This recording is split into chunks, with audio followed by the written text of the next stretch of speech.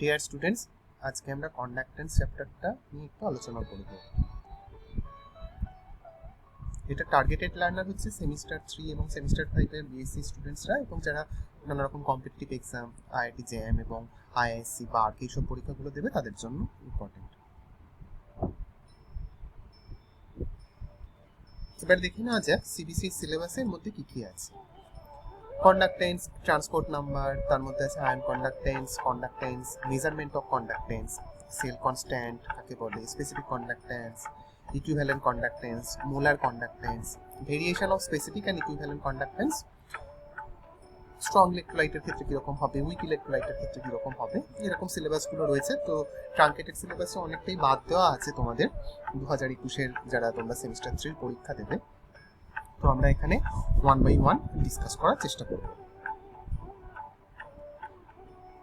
তাহলে দেখো, কন্ডাক্টেন্স বলতে গেলে প্রথমে আর কি জানতে হবে যে আমাদের দুটো টাইপ অফ কন্ডাক্টর দেখা যায় আর কি। একটা তোমার ধরো ইলেকট্রনিক কন্ডাক্টর আর একটা ইলেকট্রোলাইটিক কন্ডাক্টর। তাহলে এবার দেখা যাক যে কন্ডাক্টর ব্যাপারটা কি। মানে কন্ডাক্টর জিনিসটা হলো গিয়ে ধরো একটা electrical conductance is a transport phenomena where electrical charge moves through the conductor. তাহলে কোনো ইলেকট্রিক্যাল চার্জ থাকতে পারে, সেটা ইলেকট্রন আকারে থাকতে পারে, সেটা হচ্ছে কি তোমার ক্যাটায়ন বা অ্যানায়ন আকারে থাকতে পারে। তো এবার দেখে নেব যে আমরা ইলেকট্রনিক কন্ডাক্টর কাকে বলবো। তাহলে দেখো, যখন conduction of electricity is due to the transport of electron through the conductor, তার মানে যে তড়িৎ পরিবাহী পদার্থ তার মাধ্যমে যখন ইলেকট্রন পরিবাহিত হচ্ছে তখন সেটাকে আমরা ইলেকট্রনিক কন্ডাক্টর বলবো। ইলেকট্রোলাইটিক কন্ডাক্টর কি জিনিস? ইলেকট্রোলাইটিক কন্ডাক্টর হলো যখন মাইগ্রেশন অফ আয়ন্স হবে এবং আয়নগুলোর মাইগ্রেশন হওয়ার জন্য সেগুলো তো চার্জ পরিবহন করে। ধরো সোডিয়াম ক্লোরাইড রয়েছে, Na+, Cl-, Na+ positive charge বহন করছে, Cl- নেগেটিভ চার্জ বহন করছে। তাহলে এই মাইগ্রেশন অফ আয়নের ফলে হচ্ছে তোমার ওই চার্জের কোনো ট্রান্সপোর্টেশন হচ্ছে, সেই কারণে আমরা এগুলোকে ইলেকট্রোলাইটিক কন্ডাক্টর বলবো। তাহলে এবার দেখে নেওয়া যাক ইলেকট্রনিক কন্ডাক্টরের ফিচার্স বা বৈশিষ্ট্যগুলো কি কি। তাহলে দেখো, ইলেকট্রনিক কন্ডাক্টর বলতে আমরা ইলেকট্রনিক কন্ডাক্টর বলতে যেটা আমরা বলেছিলাম, সেখানে ইলেকট্রনের মুভমেন্ট হচ্ছে থ্রু কন্ডাক্টর। তার মানে সেখানে কোনো হচ্ছে কি আয়ন মাইগ্রেশন হচ্ছে না, সোডিয়াম প্লাস বা Cl- মাইগ্রেশন হচ্ছে না, বা অন্য যে কোনো আয়নেরই মাইগ্রেশন হচ্ছে না। তাহলে আয়নের মাইগ্রেশন হচ্ছে না মানে সেখানে কোনো আমার মাসেরও মাইগ্রেশন হচ্ছে না। তো সেটাই এখানে বলা, no migration of mass is associated with this conduction, no chemical decomposition occurs at the electron. তাহলে এই পরের স্লাইডটাতে গেলে তোমরা বুঝতে পারবে, আমরা যদি একটা comparative study between the electronic and electrolytic conductor করি, তাহলে তোমরা তো ছোটবেলা থেকেই পড়েছো ইলেকট্রোলাইটিক কন্ডাক্টরের ক্ষেত্রে কি হয়, ক্যাথোডে যায় ক্যাটায়ন, ক্যাথোডে গিয়ে কি হয়, ইলেকট্রন গ্রহণ করে সেটা নিচে বিজারিত হয় এবং নিউট্রাল হয়ে আমার ক্যাথোডে জমা হয়। সিমিলারলি অ্যানোডের ক্ষেত্রে তা হয়, অ্যানোডে অ্যানোয়ন যায়, সেখানে নেগেটিভ চার্জটা রিলিজ করে। নেগেটিভ চার্জ রিলিজ করার অর্থ হলো জারণ হওয়ার পরে সেখানেও নিউট্রালাইজড হয়ে যায়। তাহলে সেটাই এখানে বলা, যদি আমার ইলেকট্রনিক কন্ডাক্টর যে জায়গাটাতে আমার কেবলমাত্র ইলেকট্রনের মুভমেন্ট হচ্ছে, সেখানে কিন্তু কোনো রকম chemical decomposition at the electron হচ্ছে না। তারপর যেটা দেখো 3 নম্বর পয়েন্ট বলা, if we increase the temperature motion of the electrons, then কি হবে, তাহলে ইলেকট্রনের মোশনটা র্যান্ডম হয়ে যাবে এবং as a consequence of that conductivity will increase. এর নানা রকম প্রকারভেদ রয়েছে, জাস্ট আমি এখন একটা হালকা করে বললাম, পরে এই টেম্পারেচার ভেরিয়েশন নিয়ে আমরা ডিটেলসে আলোচনা করব। এবার দেখা যাক ফিচার্স অফ ইলেকট্রোলাইটিক কন্ডাক্টরের মধ্যে কি হয়। Transport of mass is associated with the migration of ions, তার মানে আগের স্লাইডে যেটা বলছিলাম যে সোডিয়াম ক্লোরাইডের মধ্যে ধরো Na+ Cl- ভাগ হয়ে গেল, Na+টা ক্যাথোডের দিকে যাবে, Cl- অ্যানায়নের দিকে যাবে, অর্থাৎ সেই ক্যাটায়ন বা অ্যানায়ন তো নির্দিষ্ট একটা মাস রয়েছে, তাহলে মাসের মুভমেন্টও হবে। Chemical decomposition occurs at the electrode, সেটাও বুঝতে পারছো, সেখানে ক্যাথোডে ক্যাটায়ন গিয়ে ইলেকট্রন গ্রহণ করে বিজারিত হয়ে জমা হচ্ছে, অ্যানোডে সেখানেও গিয়ে জমা হতে পারে, অথবা গ্যাস হয়ে ভেপারাইজড হয়ে যেতে পারে, হোয়াট এভার, বা সলিউশনের থেকে গেল কোনো একটা কিছু। তো সেখানে কেমিক্যাল ডিকম্পোজিশন সামহাও কোথাও একটা হবে in case of electrolytic conductor. 3 number দেখো, conductivity increases with the increase of temperature due to the increase of ionic speed, তার মানে আয়নগুলো তো মুভমেন্ট হচ্ছে, তাহলে আয়নগুলোর মুভমেন্ট যদি আমরা হচ্ছে কি টেম্পারেচার বাড়াই, তাহলে স্পিড বাড়বে, স্পিড বাড়লে কন্ডাক্টিভিটি ইনক্রিজ করবে।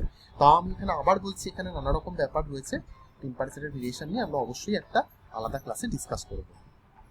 এবার কিছু কিছু স্পিসিস দেখা যায় যেখানে তার ইলেকট্রনাইট কন্ডাক্টেন্স বিহেভিয়ার এবং ইলেকট্রোলাইটিক কন্ডাক্টেন্স বিহেভিয়ার দুটোই দেখা যায়। সেগুলো যেমন একটা হলো এক্সাম্পল Ag2S বা সিলভার সালফাইড। এবার দেখে নেওয়া যাক ইলেকট্রোলাইটস এবং ইলেকট্রোলিসিস কাকে বলে। এগুলো একদম ক্লাস 7-8 থেকেই পড়া, তাও একবার রিক্যাপ করে নেওয়া যায়।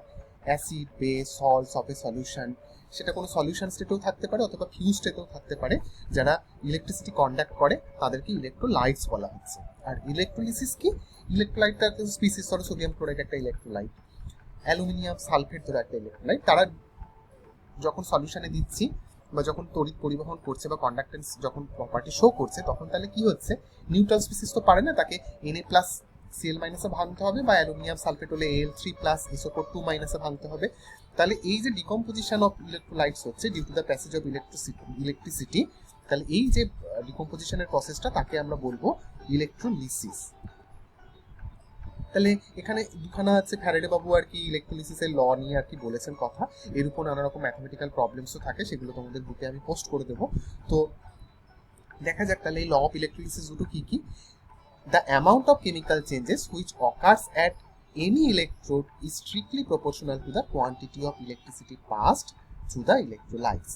দেখে একটু ঘাবড়ে যাওয়ার মতো কিছু নেই, আমরা ম্যাথমেটিক্যাল ফর্মুলেশন করবো, তারপর আবার এই লতে ফিরে আসবো, তখন দেখবে তোমাদের বোঝাটা অনেকটা সুবিধা হবে।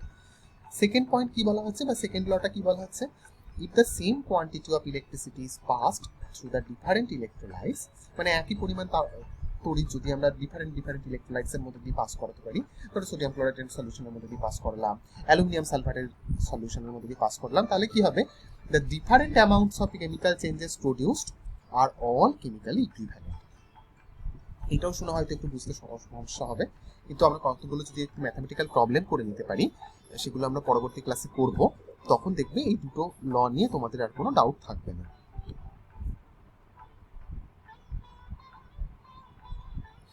তাহলে ওই কিছু ম্যাথমেটিক্যাল ফর্মে আমরা দেখি যে ধরো suppose 1 gram of substance is deposited at the electrode when Q coulomb of electricity are passed. মানে কি বলছি, কোন একটা সলিউশনের মধ্যে ধরো NaCl রয়েছে বা যে কোনো আর কি তোমার ইলেকট্রোলাইটস রয়েছে, সেখানে আমরা হচ্ছে দেখছি যে কিউ কুলম্ব যদি আমরা তড়িৎ সেখানে যদি পাস করাই, তাহলে আমার ওই ইলেকট্রোডে 1 গ্রাম সাবস্টেন্স হচ্ছে কি ধরো আমার জমা হয়েছে, ডিপোজিট হয়েছে। তাহলে ফার্স্ট ল এবার কি বলেছে দেখো, চলে আসি, the amount of chemical changes which occurs at any electrode, তার মানে যে চেঞ্জটা হলো, অর্থাৎ তাতে যদি ডিপোজিট হয় তাহলে তার ওয়েটটা বাড়বে, is strictly proportional to the quantity of electricity pass through the electrolytes. তার মানে কি দেখো, ইলেকট্রোডে আমার হচ্ছে কি ডিপোজিট হয়েছে, সেটা আমার W গ্রাম ডিপোজিট হয়েছে, সেটা তাহলে proportional to the quantity of electricity past, মানে কতটা ইলেকট্রিসিটি পাস্ট হয়েছে সেটা কিউ পরিমাণ, তাহলে সেটাই এখানে মেনশন করা দেখো from the first law W সমানুপাতি কিউ। এবার ডাব্লিউটাকে ইন টার্মস অফ লেখা যায়, তোমার ধরো সমানুপাতিক সাইনটা উঠিয়ে দিলে জেড ইন্টু কিউ, জেড হচ্ছে সেখানে একটা সমানুপাতিক বা প্রপোর্শনাল কনস্ট্যান্ট, কিউ মানে তো আমরা জানি current into time, C into T. তার মানে হোয়েন, এবার দেখো আমরা হচ্ছে কি ডেফিনেশনটা আনতে চাইবো, জেড এর ডেফিনেশন কাকে বলে, যদি C1 হয় T1 হয় তখন জেড ইকুয়াল টু ডাব্লিউ হবে। তার মানে কি দেখো, কোন জায়গাতে বড় ডাব্লিউ কোন জায়গায় ছোট ডাব্লিউ লেখা আছে, কনফিউজড হয় না, যে কোনো একটা ডাব্লিউ ইউজ করো, এটা আমার টাইপোগ্রাফিক্যাল এরর আর কি। তার মানে জেডটাকে আমরা বলবো electrochemical equivalent, this is the specific property of a particular substance. মানে কি, কোন একটা পার্টিকুলার সাবস্টেন্সের মানে এটা একটা inherent property of that substance, সেখানে যদি আমার একক সময় ধরে একক যদি হচ্ছে তোমার কারেন্ট যদি পাস করানো হয়, তাহলে ইলেকট্রোডে যে পরিমাণ আর কি তোমার কম্পাউন্ড আর কি ডিপোজিট করতে পারে বা মেটাল ডিপোজিট হতে পারে, হোয়াট এভার যাই আমার চেঞ্জটা হলো, যে পরিমাণ ডিপোজিট হলো, সেইটাই হচ্ছে কি আমার সেই ইলেকট্রোকেমিক্যাল ইকুইভ্যালেন্টকে ইন্ডিকেট করে। এবার চলে আসি ইলেকট্রোলাইটস। ইলেকট্রোলাইটস হচ্ছে কি, তো আমরা একটু আগে দেখলাম যে যার মধ্যে দিয়ে কারেন্ট পাস করালে সেটা হচ্ছে কি তোমার ভেঙে যেতে পারে, ডিকম্পোজ করে যেতে পারে, তো সেরকম আর কি, বা তোমার অ্যাকোয়াস মিডিয়ামে বা গলিত অবস্থায় তারা হচ্ছে কি চার্জ স্পিসিস হয়ে থাকে, দুটো সেপারেট স্পিসিস হয়ে থাকে, সেগুলোকে আমরা ইলেকট্রোলাইট বলি। তাহলে এগুলো দু রকম, একটা স্ট্রং একটা উইক। তাহলে এবার আর্নিয়াস বাবু এই স্ট্রং ইলেকট্রোলাইট বলতে কাদের বুঝিয়েছেন, strong electrolytes are those which are dissolve into water spontaneously, মানে স্বতঃস্ফূর্তভাবে জলে আর কি গুলে যেতে পারে, and ionises completely and conducts electricity to a greater extent. ধরো আমি সোডিয়াম ক্লোরাইড নিচ্ছি, তাহলে সোডিয়াম ক্লোরাইড নিলে সেটা হচ্ছে সম্পূর্ণরূপে জলে গলে যাবে, Na+ তড়িৎ পরিবহন করবে, Cl- তড়িৎ পরিবহন করবে। এবার ধরো আমি অ্যাসিটিক অ্যাসিড নিচ্ছি, অ্যাসিটিক অ্যাসিড নিলে সেটা হচ্ছে সহজে ডিকম্পোজ করে CH3CO2- এবং H+ আয়ন দিতে পারবে না, কারণ এটা ডিকম্পোজিশনটা সহজে হবে না। এই টাইপের ইলেকট্রোলাইটস গুলোকে আমরা বলি ইলেকট্রোলাইট, মানে যাদের ডিকম্পোজিশন সহজে হতে চায় না। ডিকম্পোজিশন বললে ভুল হবে কথাটা, আয়োনাইজেশন সহজে হতে চায় না। এবার